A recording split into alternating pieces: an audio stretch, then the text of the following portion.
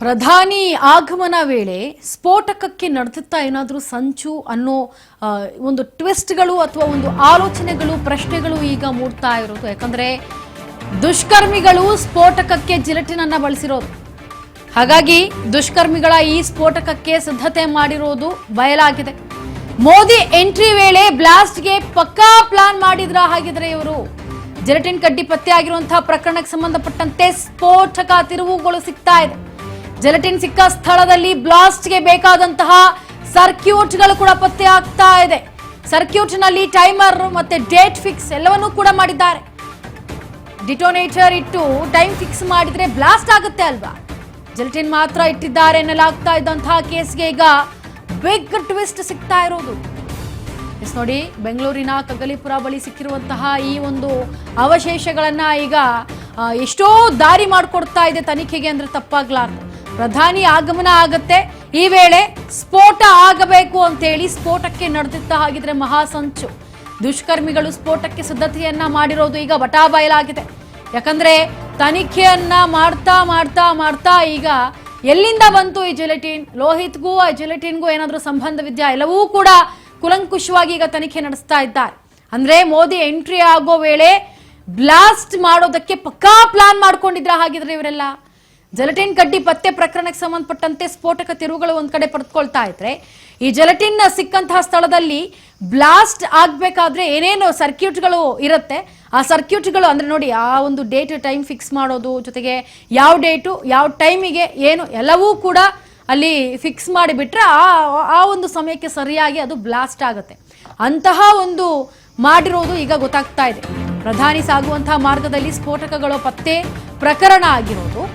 ಇದಕ್ಕೆ ಸಂಬಂಧಪಟ್ಟಂತೆ ಪಕ್ಕಾ ಪ್ಲಾನ್ ಮಾಡಿಯೇ ಜಿಲೆಟಿನ್ಗಳನ್ನ ಬಿಸಾಕಿರುವಂತಹ ಶಂಕೆ ವ್ಯಕ್ತವಾಗ್ತಾ ಇದೆ.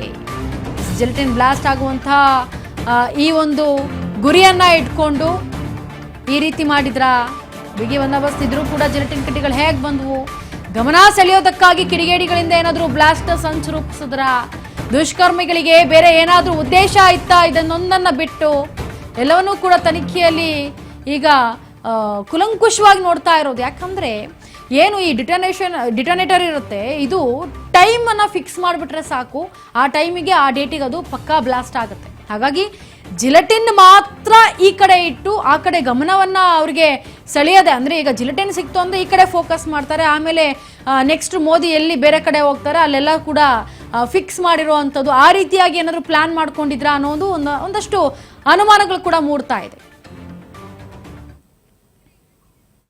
ನಾನೇನು ಅದ್ರ ಬಗ್ಗೆ ಹೆಚ್ಚು ವಿವರಗಳನ್ನ ಹೇಳಕ್ ಹೋಗೋದಿಲ್ಲ. ತನಿಖೆ ಮಾಡ್ತಾ ಇದ್ದಾರೆ.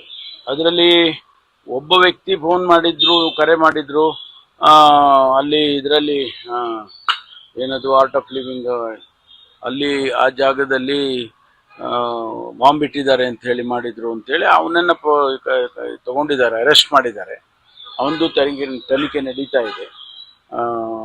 ಅಲ್ಲಿ ಹೋಗುವಾಗ ದಾರಿಯಲ್ಲಿ ಜಿಲೆಟಿನ್ ಸ್ಟಿಕ್ ಸಿಕ್ತು ಅಂತ ಹೇಳಿ ಅದನ್ನು ಕೂಡ ಅವರು ಏನೆಲ್ಲ ಸಿಕ್ಕಿದ್ದಾರೆ ಅದನ್ನೆಲ್ಲ ತಗೊಂಡಿದ್ದಾರೆ, ಸೆಕ್ಯೂರ್ ಮಾಡ್ಕೊಂಡಿದ್ದಾರೆ ಮತ್ತು ಅದರ ಬಗ್ಗೆ ತನಿಖೆಯನ್ನು ಮಾಡ್ತಾರೆ. ಈಗ NIA ನವರು ಕೂಡ ನಾವು ಕೂಡ ಎಂಟರ್ ಆಗುವಂತ ಸಾಧ್ಯತೆಗಳು ಇದೆ.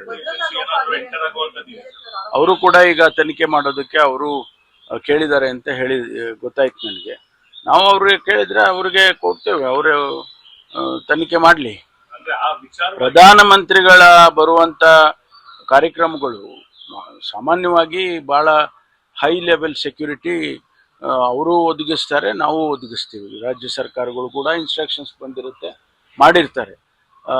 ಅದನ್ನ ಈಗ 9 ಗಂಟೆಗೆ ಮೊದಲೇ ಅಂದ್ರೆ ಕಾರ್ಯಕ್ರಮಕ್ಕೆ ಅವ್ರು ಬರೋಕೆ 2 ಗಂಟೆ ಮುಂಚೆನೇ ಇದನ್ನು ಫೈಂಡ್ ಔಟ್ ಮಾಡಿದಾರಲ್ಲ, ಅದು ಬಹಳ ಒಂದು ಒಳ್ಳೆಯ ಕೆಲಸ ಅಂತ ನನ್ಗೆ